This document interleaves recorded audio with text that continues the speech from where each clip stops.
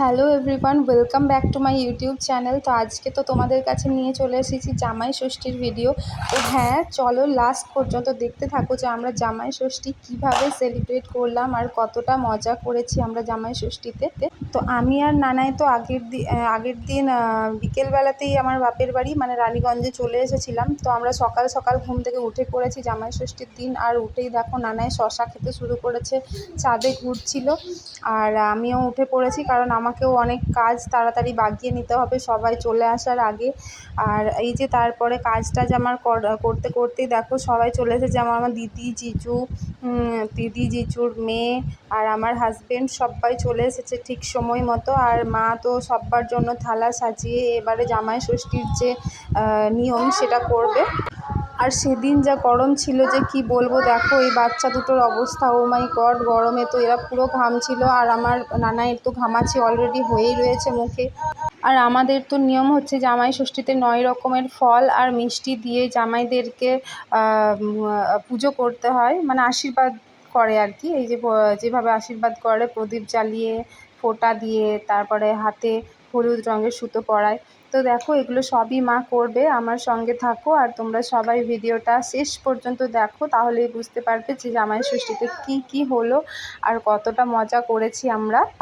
যেহেতু আমাদের বাড়িতে মা একাই, তো সেই জন্য মায়ের হেল্প করার জন্যই আমি আগের দিন চলে গেছিলাম, এটাও একটা রিজন। আর দ্বিতীয় রিজন হচ্ছে যে প্রথমেই তো বলে দিয়েছি যে নানাইকে রোদে নিয়ে যাওয়াটা খুব চাপের, কারণ কি কদিন আগে ও হসপিটালাইজ ছিল এই গরম লাগার কারণে। তো সেই জন্যই আমরা আগের দিনই ডিসাইড করলাম যে চলে যাব। আর যাতে রাত্রেবেলায় মানে বিকেল গেলে ওর আর গরম ইয়েটা লাগবে না, সেই জন্য। আর তারপরে দেখো মা এই যে দুটো জামাইকে বসিয়ে, এটা হচ্ছে আমার জিজু, মানে আমার মায়ের বড় জামাই। তো বড় জামাইকে মা আগে জামাই ষষ্ঠী দিয়ে করছে, নিয়ম করছে, তারপরে আমার হাজব্যান্ডকে করবে। আর আমার হাজব্যান্ড তো ডিউটিতে ছুটি নেয়নি, কারণ কি ওর ছুটি নেওয়া যেত না, কিছু সমস্যা ছিল তখন। তো ওই জন্য ও অন ডিউটি ছিল। তো ডিউটি থেকে এসেছিল, আবার চলে যাবে ও সময় মতো, সেই জন্যই একটু দেরিতে এসেছে ও। আর দিদি জিজুরাও আসতে অনেকটাই দেরি করে দিয়েছিল, কিন্তু হ্যাঁ খুব একটা সমস্যা হয়নি। মা তার আগে পুজো টুজো সমস্ত সেরে এসেছিলো মন্দির থেকে। আর আমারও বাড়ির কাজ যেমন রান্না বান্না এই সমস্ত কিছু হয়ে গেছিলো, শুধু হ্যাঁ স্নানটা আমি অনেকটাই লেট করে ফেলেছিলাম, নানাইকেও স্নান করালাম আমার বান্না করার পরেই। আর তারপরে তো এইসব সাজানো গোছানো করার ছিলই, তো সেইগুলোও করতে হলো। দিদি আর আমি দুজনে মিলেই করেছি এই সব কিছু। আর তারপরে মা অনেক তাড়া দিচ্ছিল, বলছিল দুইজনেই না খেয়ে আছে, তোরা এত লেট করছিস কেন তোরা তাড়াতাড়ি রেডি করে দে, ওরা না খেয়ে আছে করে আমাদেরকে খুব চিৎকার করছিল। তো আমরা বললাম যে আরে বাবা আজকে তো একটা দিন, একটু দাঁড়াও, একটু প্লেটটা সাজিয়ে দিই। তা আমার এইসব করতে আর কি খুবই ভালো লাগে, মানে একটু সাজিয়ে গুছিয়ে কাজ করা, সাজিয়ে গুছিয়ে দেওয়া, বা একটু প্রেজেন্টেবল হয় সব কিছু, যাতে একটুখানি প্রেজেন্টেবল হয় সেটাই আমি চেষ্টা করি। কিন্তু জানি না কতটা ভালো করতে পেরেছি বা পারি আমি জানি না, বাট হ্যাঁ আমি চেষ্টা করি যে একটু যেন প্রেজেন্টেবল হয় সব কিছু। আর এই দেখো আমাদের নানাই তো বসে গেছে ওর বাবানের থালাতে, ও ঠিক নিজের মনে একটা করে ওর পছন্দের জিনিস উঠিয়ে মুখে দিচ্ছিল, যেন ওরই জামাই ষষ্ঠী করতে বসা হয়েছে। এই দেখো ওর তো প্রথম হাত করেছে লাড্ডুর মধ্যে, লাড্ডু ওর খুব ফেভারিট, তো লাড্ডুতে কামড় বসিয়েই দিয়েছে। সেই জন্য আমি তো বারণ করছিলাম যে ওকে দিও না, কিন্তু ও তো কথা শুনবে না। হ্যাঁ, তো এইদিকে দুই জামাই মিলে তো মাকে প্রণাম সেরে নিল। আর এবার হচ্ছে গিফট দেওয়ার পালা। এই যে দুই জামাই মিলে মাকে কি গিফট করেছে তোমরা নিজের চোখে দেখে নাও। আর তোমরাও জানিও যে মায়ের এই গিফটটা, মানে মাকে যেটা দেওয়া হলো সেটা কেমন হয়েছে।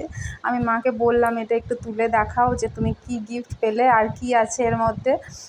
তা আমি বললাম এর ভেতরে কেক আছে, তো তুমি খুলে দেখে নিও এর ভেতর কী আছে। আর এই যে নানাই তো লাড্ডু এনজয় করতে করতে খুবই ব্যস্ত, আর আমরা যেই ওকে দেখেছি ও লজ্জা পেয়ে হাসতে শুরু করেছে। এবার তো মা দুই জামাইকে গিফট দেবে, তো মা তো আগের থেকেই তাদের জন্য ড্রেস আনিয়ে রেখেছিল। তো দুইজনার জন্যই সেম টাইপেরই আর কি জামা কাপড় আনা হয়েছিল।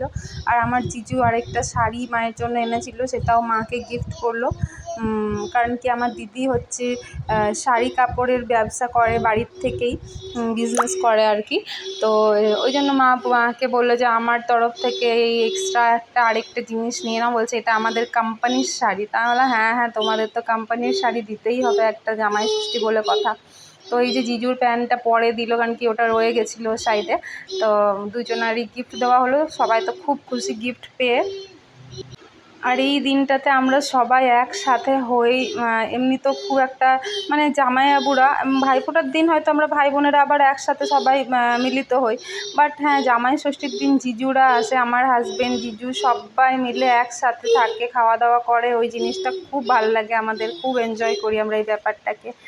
আর দেখো খাওয়া দাওয়াও হয়ে গেল, দুপুরবেলায় কমপ্লিট। আমি তো বলেছিলাম যে একটুখানি সাজিয়ে গুছিয়ে দিই, কিন্তু এত মানে এত লেট হয়ে গেছিলো, সবাই বললো আর করতে হবে না, এরকমই খেতে দিয়ে দেয়। জিজুও খুব বলছিল না না না আর কিচ্ছু করো না, চলো খেতে দিয়ে দাও সবাই, তোমরাও বসে যাও। আর তারপর তো এরা ভাই বোনে দেখো গরমে ও ভাইকে আদর করে দিচ্ছে। আর গরম সহ্য করতে করতে যেই একটুখানি বিকেলটা বেরিয়েছে, এইরকম ঘুটঘুটে অন্ধকার করে মেঘ চলে এলো। আর তো আমাদের কি আনন্দ যে এই গরমের পরে একটু অন্তত আমরা ঠান্ডা হাওয়া, ঠান্ডার আভাস পেতে চলেছি। আর বিদ্যুৎ চমকানো, মেঘ পুরো কালো করে দিয়েছিল। এই সময়তে এত অন্ধকার হয়ই না, এখন যথেষ্ট রোদ থাকার কথা, কিন্তু মেঘ চলে আসার ফলে দেখো অন্ধকারটা একবার।